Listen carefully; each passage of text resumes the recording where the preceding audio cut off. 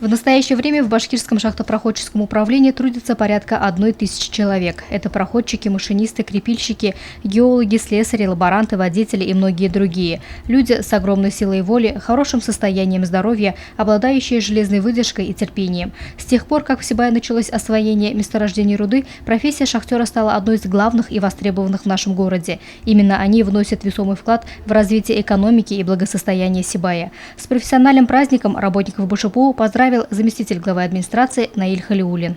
Благополучия вашим семьям, здоровья, удачи и, конечно же, сейчас немаловажно и мирного неба над головой. И самое главное, чтобы количество спусков равнялось количеству подъемов с шахты.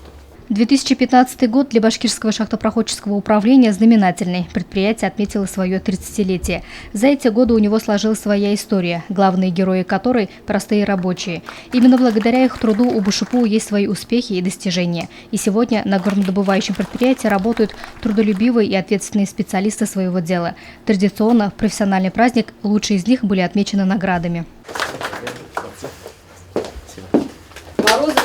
За добросовестный труд и особые успехи работники БШПУ были награждены министерскими почетными грамотами и благодарственными письмами, а также отмечены местной администрацией и Советом городского округа. Без должного внимания не остались и юбиляры предприятия. Среди награжденных были и те, кто свой профессиональный праздник встречал за работой, на вахте. В этот день не обошли стороной и тему экономического кризиса. 2015 год для БШПУ выдался непростым. В начале 1998 года мы Башкирскому медно-серному комбинату передали 2 горно-проходческих участка.